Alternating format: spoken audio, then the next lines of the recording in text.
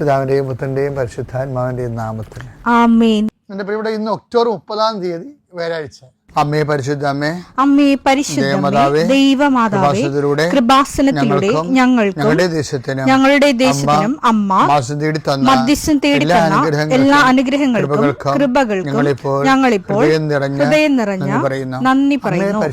അമ്മേ പരിശുദ്ധമേ, ദൈവമാതാവേ, 2004 ഡിസംബർ 7 ഉച്ചകഴിഞ്ഞ് 2:30 കൃപാസനത്തിൽ സംഭവിച്ച അമ്മയുടെ പ്രത്യക്ഷപ്പെടലിനെ കുറിച്ച് തിരുസഭയ്ക്ക് സമർപ്പിച്ചിരിക്കുന്ന പഠനരേഖകളുടെ മേൽ സഭാത്മകമായ പഠനം ആരംഭിക്കുവാൻ ഞങ്ങൾ പ്രാർത്ഥിക്കുന്നു. അമ്മേ പരിശുദ്ധമേ, ഭൂസ്വർലോകങ്ങളുടെ രാജ്ഞിയായ അങ്ങേയ്ക്ക് ഭൗമസംരക്ഷണത്തിനായി പ്രപഞ്ചപ്രകൃതിയെ തന്നെ തിരുസഭ പ്രതിഷ്ഠിക്കുവാൻ ഈ പ്രത്യക്ഷീകരണം വഴി ഇടയാക്കണമേ. പരിശുദ്ധമേ, ജപമാല മാതാവേ, സകല കൃപാസനം പ്രാർത്ഥനയോടും ചേർത്ത് ഞങ്ങളിപ്പോൾ പ്രാർത്ഥിക്കുന്ന ഈ കുടുംബത്തിന്റെ പ്രത്യേക നിയോഗം പറ മക്കളെ.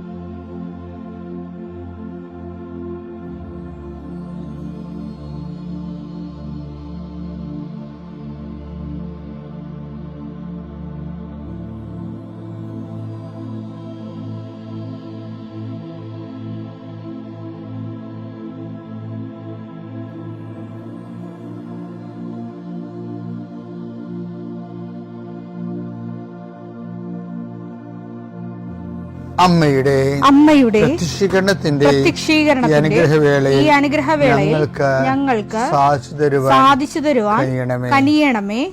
ആമേൻ. വിശ്വാസ പ്രമാണം. സർവശക്തനായ പിതാവും ആകാശത്തിന്റെയും ഭൂമിയുടെയും സൃഷ്ടാവുമായ ദൈവത്തിൽ ഞാൻ വിശ്വസിക്കുന്നു. അവിടുത്തെ ഏകപുത്രനും ഞങ്ങളുടെ കർത്താവുമായ ഈശോമിശിഹായിലും ഞാൻ വിശ്വസിക്കുന്നു.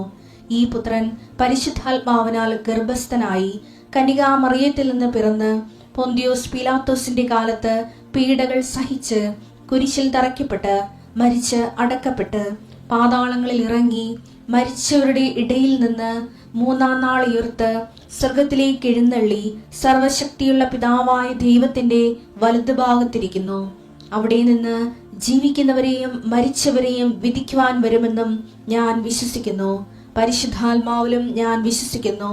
വിശുദ്ധ കത്തോലിക്കാ സഭയിലും പുണ്യവാന്മാരുടെ ഐക്യത്തിലും പാപങ്ങളുടെ മോചനത്തിലും ശരീരത്തിന്റെ ഉയർപ്പിലും നിത്യമായ ജീവിതത്തിലും ഞാൻ വിശ്വസിക്കുന്നു. ആമേൻ.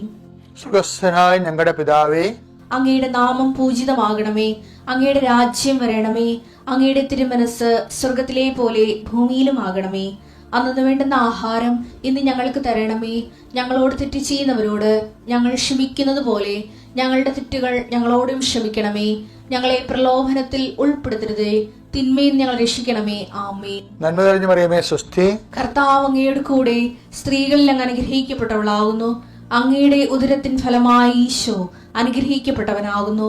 പരിശുദ്ധ മറിയമേ, തമ്പുരാന്റെ അമ്മേ, പാപികളായ ഞങ്ങൾക്ക് വേണ്ടി ഇപ്പോഴും ഞങ്ങളുടെ മരണസമയത്തും തമ്പുരാനോട് അപേക്ഷിക്കണമേ. ആമേൻ. കർത്താവേ, നിന്റെ ഉന്നതമായ നാമത്തിന് സ്തോത്രം ചെയ്യുന്നു. കർത്താവേ, നിന്റെ വിശുദ്ധ പൗരോഹിത്യത്തെ മഹത്വപ്പെടുത്തണമേ.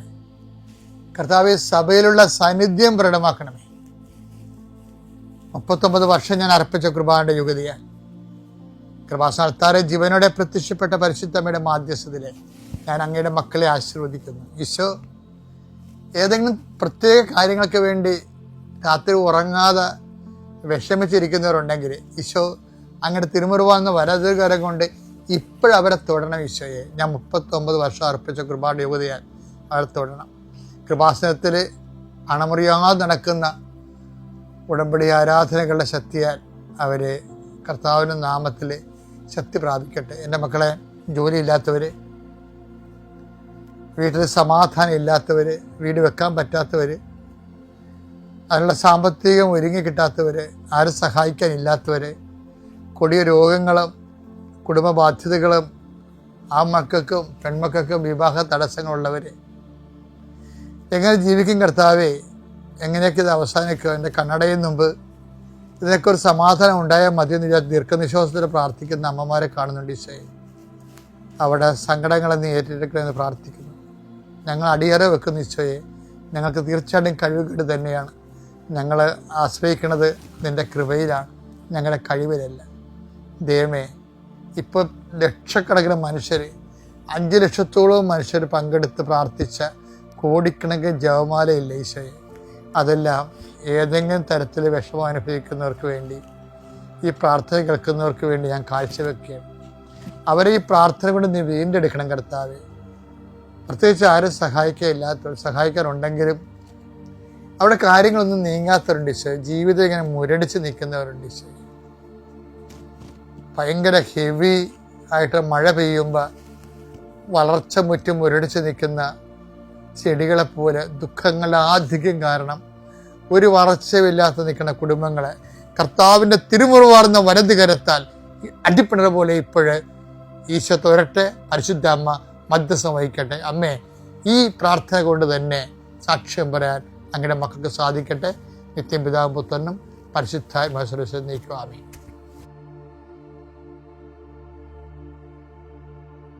എൻ്റെ പ്രിയപ്പെട്ടവരെ, സത്യം പറഞ്ഞാൽ ഈ നമ്മുടെ കൃപാസനത്തിലെ സാക്ഷ്യങ്ങളെല്ലാം കേൾക്കുമ്പോഴേ എനിക്ക് മനസ്സിലായ ഒരു കാര്യമുണ്ട്. അതായത് ദൈവം ഒന്ന് വിചാരിച്ചാൽ നാം രക്ഷപ്പെടും. പക്ഷെ ദൈവം വിചാരിക്കണം, അല്ലെങ്കിൽ ദൈവത്തെ കൊണ്ട് വിചാരിപ്പിക്കണം.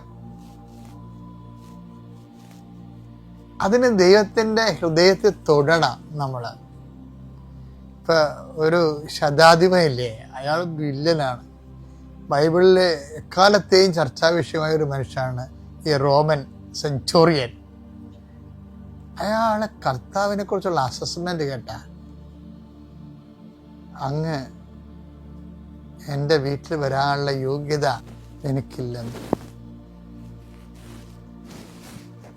ദൈവത്തെക്കുറിച്ച് അറിയുമ്പോഴും അദ്ദേഹം സ്വയം അറിയുന്നുണ്ട്. ദൈവത്തെക്കുറിച്ചുള്ള അറിവ് എന്തിനാണ്? നമ്മൾ സ്വയം അറിയാൻ വേണ്ടിയാണ്. അതാണ് ശതാധിപൻ നമുക്ക് നൽകുന്ന പാഠം. മത്തായി 8:8.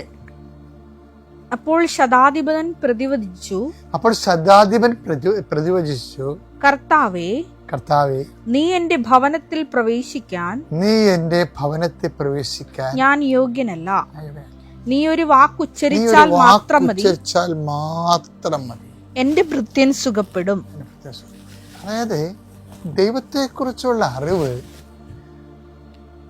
ശരിക്കും നമ്മളെക്കുറിച്ചുള്ള ഒരു അവബോധം സൃഷ്ടിക്കണം.